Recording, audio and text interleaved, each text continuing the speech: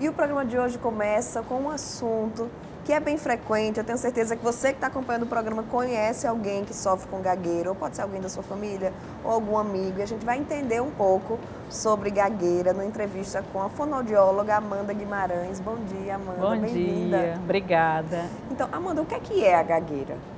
A gagueira, na verdade, ela é um transtorno da fala, na fluência, né? Então, geralmente as pessoas apresentam sintomas como bloqueios, prolongamentos dos sons, repetição de palavras, de sílabas, enquanto elas tentam falar. E muitas vezes esses sons, eles vêm acometidos também por o que a gente chama de concomitantes físicos, né? Pessoas que torcem a boca, o pescoço, batem no peito ou batem em alguma região do corpo, fazendo uma tensão para tentar se expressar.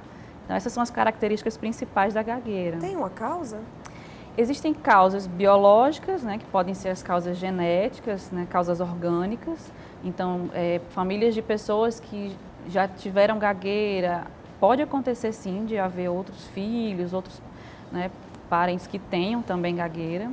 E existem também aqueles casos em que surgem na infância, né, mais ou menos entre 2 e 5 anos, em que a criança apresenta esses sintomas porque faz parte do desenvolvimento, ela está começando a adquirir os primeiros sons, as primeiras construções de frases, então ela tenta experimentar palavras novas, sons novos e pode acontecer algumas disfluências, mas precisa ficar atento porque se isso durar, né, mais de 6 meses, é importante fazer um acompanhamento para se prevenir, né, alterações futuras. Tem tratamento a gagueira? Tem tratamento, né? A gagueira ela é tratada com o fonoaudiólogo.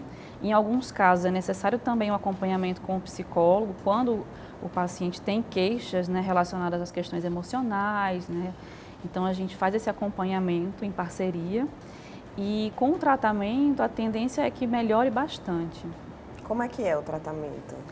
Nesse tratamento, o paciente ele vai começar a conhecer os seus próprios sintomas, a entender por que ele gagueja, de onde isso começou, o que ele faz durante os momentos de gagueira, para que ele aprenda formas de se comunicar melhor, né? Ele aprenda a se sentir mais livre para poder falar, sem fazer tanto esforço, tanta tensão.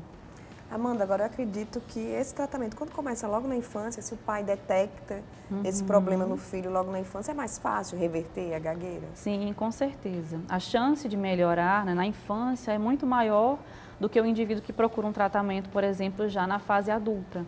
Então, é indicado que quando a criança já apresentar os primeiros sinais de gagueira, já se procure um fonoaudiólogo, pelo menos para orientação, ver a necessidade de tratamento ou orientações que possam auxiliar no desenvolvimento da criança. Tem assim uma estatística? Quantas pessoas fazem o tratamento e conseguem se livrar totalmente da gagueira? Não tem esse número, eu não tenho esse número. Ou reduz um pouco? Sim, é possível reduzir. Não existe assim, tantos por cento fazem ou não. Acho que seria até um caso a se investigar.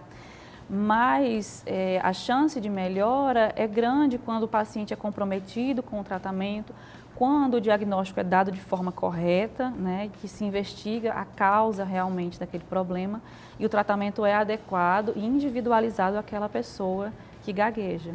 Lidiane, agora, gagueira passa de uma pessoa para outra? Passa assim que eu digo, se você convive com uma pessoa que é gago, você pode em algum momento desenvolver isso? Porque eu observei muito no meu filho, ele meio que achando bonito gaguejar. Aí eu, sem entender, depois eu percebi que era um amiguinho dele que tinha gagueira. Sim. Isso pode acontecer ou não? Na verdade, a gagueira não é contagiosa, né? O que pode acontecer muitas vezes é que uma pessoa, por admirar a outra, eu acho bonitinho o jeito como ele fala, acaba inconscientemente imitando, né, o colega, ou então, em algumas situações em que acontecem essas disfluências, que são comuns, né? A gente fala durante o dia e em alguns momentos pode dar uma gaguejada, mas que na verdade não é a gagueira, são as disfluências.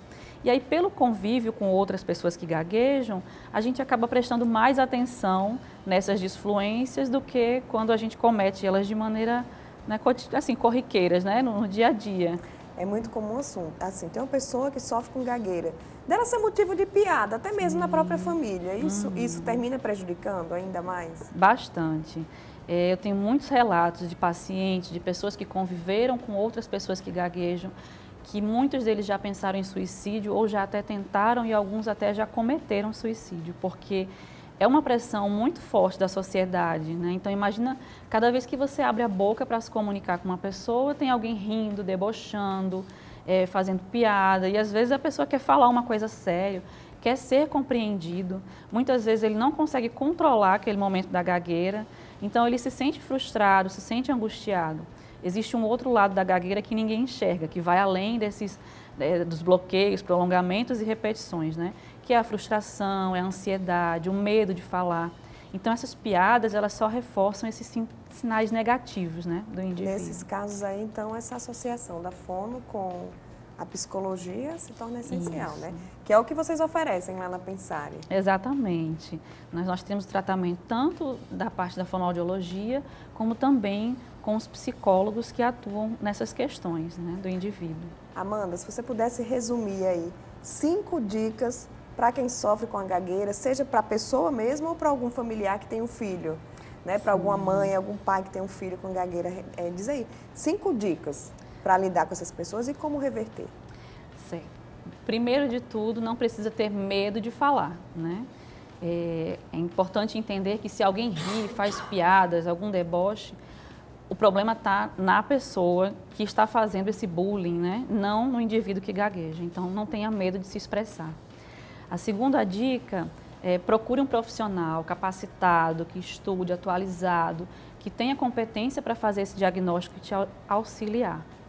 Outra dica, então, se você observa que a gagueira está incomodando, que já está ultrapassando algumas questões, né, emocionais, de tristeza, isolamento, eu não quero falar, eu não quero mais ter amigos, é importante também buscar o apoio psicológico, mas não apenas o psicológico, fonoaudiológico também, tá? Outras questões, é importante também que nas escolas se preste atenção às crianças que gaguejam, né? Muitas vezes as escolas não sabem o que fazer. O que eu faço com essa criança? Né? Se tem uma apresentação, ela fala ou não fala? Então é importante também consultar um fonoaudiólogo para auxiliar, compreender aquela criança, né? Fazer o encaminhamento para que ela possa se adequar, né, às atividades escolares da melhor forma possível. E uma última dica, que é, né, importantíssima, é que a gente mantenha o respeito por todas as pessoas que gaguejam. Então, se você observa que alguém está gaguejando, não é preciso falar, para, pensa, respira, fala devagar, porque isso não ajuda, né? Só atrapalha. Quanto mais tenso o indivíduo se sente, mais pressionado para falar, pior são os momentos de disfluência, né, de gagueira. Então, é importante que a pessoa tenha paciência, escute o que o indivíduo quer falar. Ele precisa realmente de um tempo maior para falar. Então, a paciência e o respeito são fundamentais. Só mais uma dúvida, a gente já está com o tempo aí esgotadíssimo, mas tem pessoas que gaguejam para falar, mas cantam sem gaguejar. Por quê? Pois é, existem algumas teorias com relação a isso, né? Algumas teorias evidenciam que são regiões cerebrais diferentes, né? Então, na hora que eu falo, eu utilizo regiões cerebrais específicas, diferentes das que eu uso para cantar. E existem outras teorias também que afirmam que a música ela é algo decorado. E para a pessoa que gagueja, quando ela tem algo decorado, então é mais fácil falar. A dificuldade está no improviso. Então, como a música não é improvisada, geralmente, pode acontecer da pessoa ter mais facilidade para cantar mesmo do que falar. Olha aí, Amanda, muito obrigada. Quem quiser mais informações como gagueira, como é que entra em contato com você? Passa aí o Instagram, site. Então, eu tenho um Instagram que é @comunicando.com.amor, né? E lá tem um link com as informações do Instituto Pensare, que é onde eu atendo, e quem quiser pode seguir no Instagram, que lá já tem as informações para caso tenha alguma outra dúvida. Ótimo, obrigada, Amanda. Eu que agradeço. E a gente vai para um rápido intervalo, não sai daí, já já tem mais Viver Bem para você.